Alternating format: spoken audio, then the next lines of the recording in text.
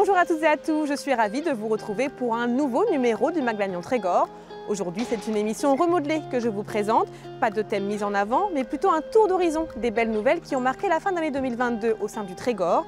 Et autant dire qu'elles ont été nombreuses, que ce soit en faveur de la transition énergétique ou sur le plan économique. Le territoire veut aller de l'avant et met en place de beaux projets. C'est en tout cas ce que nous allons voir tout au long de cette émission. Tout d'abord, je vous propose d'aller à la rencontre de Maïwenn Furik, directrice de la culture au sein de Lannion Trégor Communauté.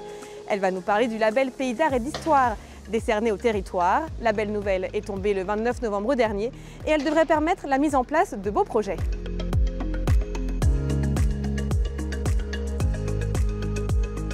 Bonjour Maïwenn, félicitations déjà pour l'obtention de ce beau label. Expliquez-moi pourquoi ça a été si long, 5 ans avant de l'obtenir? Alors c'est long parce que un dossier de candidature c'est très exigeant et le ministère de la Culture est très exigeant pour décerner ce label. Une première étape, un premier dossier, c'est déjà motiver le périmètre de la candidature puisque Lannion Trégor Communauté, ça n'est pas tout le Trégor. Donc il fallait motiver le pourquoi un label porté par cette communauté d'agglomération. Le deuxième dossier ensuite, c'est une présentation des politiques qui sont déjà menées par la communauté d'agglomération dans les champs de l'architecture, du patrimoine, du paysage, de l'urbanisme, etc. Et puis enfin, le troisième dossier, c'est le dossier de candidature en tant que tel, qui est ici, qui est quand même une somme qui est très assez conséquente. Voilà. Et dans ce dossier, on trouve une carte d'identité du territoire, un état des lieux des différentes actions portées aussi bien par la communauté d'agglomération que par tous les acteurs du territoire, ça peut être les communes, les associations, la présentation des patrimoines du territoire, matériels et immatériels, et on sait bien à quel point il y a beaucoup à dire dans ce domaine. Et puis bien sûr une présentation du projet de label en tant que tel, c'est-à-dire comment il va s'incarner concrètement par la suite. Il est décerné pendant 10 ans. Concrètement, qu'est-ce qui va se passer pendant ces 10 années-là? Qu'est-ce qui va vous apporter ce label? Alors déjà, à très court terme, ça va se traduire par la création d'un service du patrimoine. Ça va se traduire par l'embauche de 2 personnes. Donc un animateur du Pays d'art et d'histoire, qui sera en quelque sorte le chef de projet du Pays d'art et d'histoire, qui va travailler sur les contenus principalement. Et puis un petit peu plus tard, un médiateur du patrimoine qui aura un rôle bien sûr auprès des différents publics. Ce service, il va effectivement avoir à imaginer tout un programme de visites, que ce soit des visites grand public ou des visites ciblées sur des publics spécifiques, des parcours d'éducation artistique et culturelle, ça c'est vraiment le cœur du projet du Pays d'art et d'histoire, c'est vraiment la transmission aux élèves, notamment dans les établissements scolaires. Il y a un certain nombre de supports de communication, des publications qu'il faudra mettre en œuvre.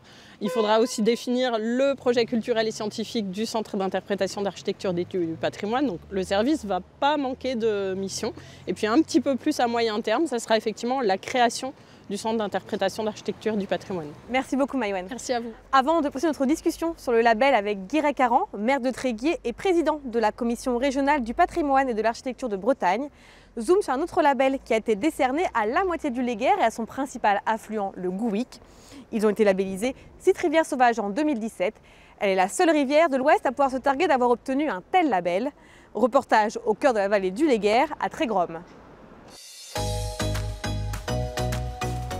Éric Médard est photographe animalier professionnel.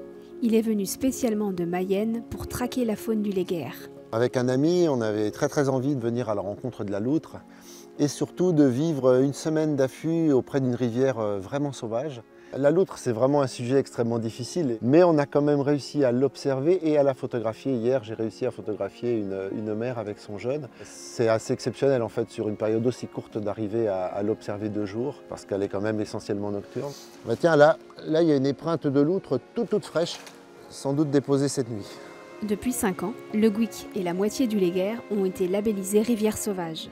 Seulement 1% des rivières françaises bénéficient de cette reconnaissance. C'est carrément une fierté parce qu'il y a 33 rivières en France qui sont labellisées. On est la seule en Bretagne. C'est une rivière qui a une très grande valeur patrimoniale. Autant au point de vue de la faune, de la flore, on a encore du saumon atlantique, de la truite fario, des chabots, de l'emperoi de Planet. Enfin, on a un patrimoine très riche, dont les gens de la vallée ont conscience de sa valeur. Le label est remis en jeu tous les 5 ans. Début 2023, une nouvelle enquête sera menée pour réévaluer la qualité de l'eau et renouveler ou non le label. Alors ici on est en Bretagne, on est sur quand même des rivières avec quand même des activités humaines autour, relativement anthropisées. Donc effectivement on est en fait au niveau de certains critères, on va dire juste. Donc on a tout intérêt en fait à continuer à progresser, à s'améliorer sur certains critères, voire peut-être faire progresser le label en fait sur la partie aval du Léguerre qui aujourd'hui n'est pas labellisée. Depuis peu, les entreprises et les particuliers peuvent faire des dons pour financer les actions de préservation et de protection de ce site sauvage.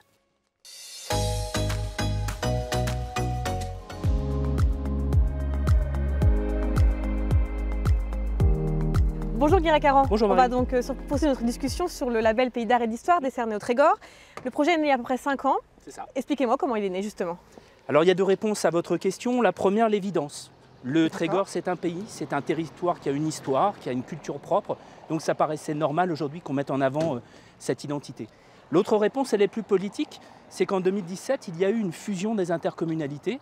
Nous avons fait un regroupement au sein d'Agnon-Trégor Communauté. Et dans le cadre du projet de territoire, il nous est devenu essentiel de montrer qu'il y avait du lien entre les différents territoires qui dorénavant travaillent ensemble. Donc le label était certainement l'élément qui rassemblait l'ensemble des Trégorois autour d'un projet commun. On est à Tréguier là du coup, aujourd'hui, il va y avoir un beau centre qui va s'ouvrir derrière nous. Ça va être quoi? Alors un centre d'interprétation de l'architecture et du patrimoine. En fait, expliquez-moi ce que c'est. C'est la porte d'entrée en fait du label Pays d'art et d'histoire. C'est un lieu qui finalement donne les clés de compréhension de ce qu'est le territoire labellisé. Donc, et à partir de cet espace, on donne les clés aux visiteurs de passage, mais surtout aux habitants du territoire. On leur donne finalement l'essentiel de ce qui fait notre singularité, notre culture, nos paysages, nos différents patrimoines. Et après, au-delà, ça nous permet aussi de rayonner sur l'ensemble du territoire et d'amener les visiteurs ou les habitants à découvrir des lieux du territoire qui ont chacun leur singularité. Et concrètement, qu'est-ce qu'on va y retrouver à l'intérieur? Alors ça n'est pas un musée. Okay. C'est un espace qui permettra d'accueillir des expositions permanentes ou temporaires.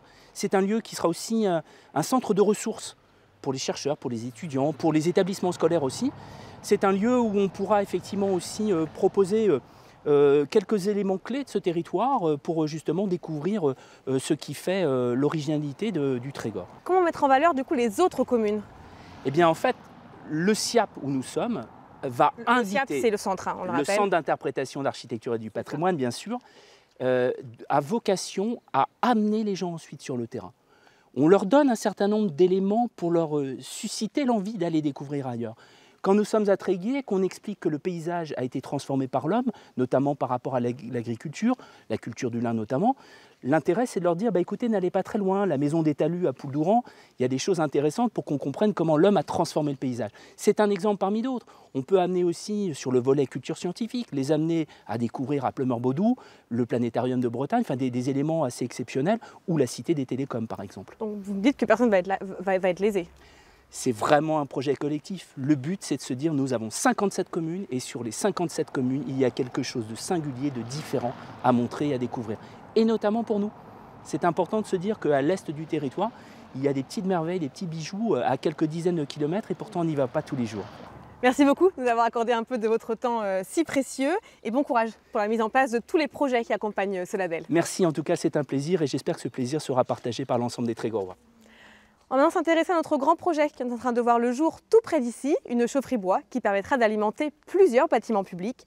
Avec leur agglomération, l'Agnon-Trégor Communauté fait figure de précurseur en Bretagne dans la gestion de la ressource bois comme source d'énergie. Reportage. C'est un chantier important qui a démarré cet été à Migny, Tréguier et Tréguier. Une chaufferie bois composée de 18 sous-stations qui alimenteront une vingtaine de bâtiments différents, dont plusieurs établissements scolaires, l'hôpital et un EHPAD. C'est le plus gros réseau de chaleur initié par l'Agnon-Trégor Communauté.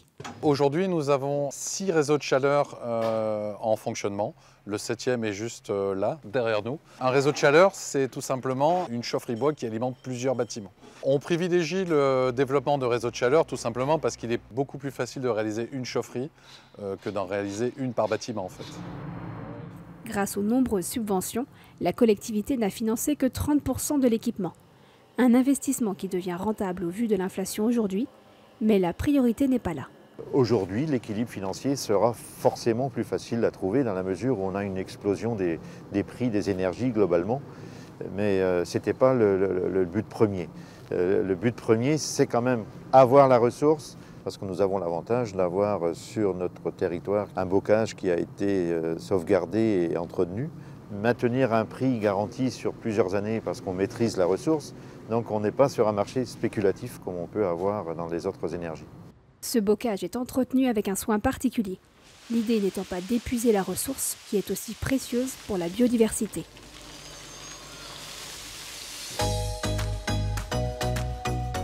On termine cette émission avec un dernier reportage au cœur de l'entreprise Lumibird. Elle est spécialisée dans les technologies laser. Située à Lannion, elle est le symbole de la bonne santé des entreprises dans le territoire. Pour répondre à la demande de plus en plus importante, elle doit pousser les murs et construire de nouveaux bâtiments. Nous sommes allés à la rencontre de son PDG pour comprendre comment il s'organise afin de gérer au mieux son carnet de commandes bien rempli. C'est devenu le leader européen des technologies laser. Le groupe Lumibird, fondé il y a 25 ans par un ingénieur lagnonnais, connaît une croissance exceptionnelle ces dernières années, avec le développement de ses deux principales activités, le médical et la photonique. En l'espace de 3 ans, son chiffre d'affaires a doublé et ses effectifs ont triplé. L'activité en fait, est diversifiée. C'est sans doute un élément important en fait, de succès de l'entreprise et positionné sur des marchés en forte croissance. Lumibird s'est engagé depuis toujours dans de l'innovation importante. Nous travaillons avec un groupe de plus de 100 ingénieurs en fait, pour développer les produits de demain. Et parallèlement à ça, en fait, nous avons développé des outils industriels qui permettent de fabriquer les produits et de les rendre disponibles à nos clients. Pour faire face aux nouvelles demandes, un bâtiment de 5000 m² est en train de sortir de terre. Une partie des travaux est déjà terminée. Ces travaux d'extension ont permis la relocalisation à Lannion d'une activité qui se situe au préalable au Canada pour la fabrication de télémètres pour la mesure du vent, notamment sur les aéroports. C'est une volonté du groupe de produire le plus localement possible et de favoriser l'emploi sur le plateau du Trégor. Bien qu'il soit implanté dans 110 pays et que l'essentiel de son chiffre d'affaires se fasse à l'étranger, Lumibird tient à son ancrage dans le Trégor. Lumibird se développe ici sur le Trégor. Il y a d'autres entreprises qui se développent également très bien dans la région, ce qui veut dire que l'environnement est aussi propice au développement de sociétés de haute technologie sur le Trégor. On est de retour à Tréguier pour terminer ce mag. Il n'était pas possible d'évoquer toutes les belles initiatives et les beaux projets lancés lors de la fin de l'année 2022. Tout au long de l'année, nous tâcherons donc de mettre en avant ceux et celles qui font vivre le territoire pour le rendre toujours plus attractif. Merci à tous de nous avoir suivis et je vous dis à très bientôt pour un nouveau numéro du Mag Lannion Trégor.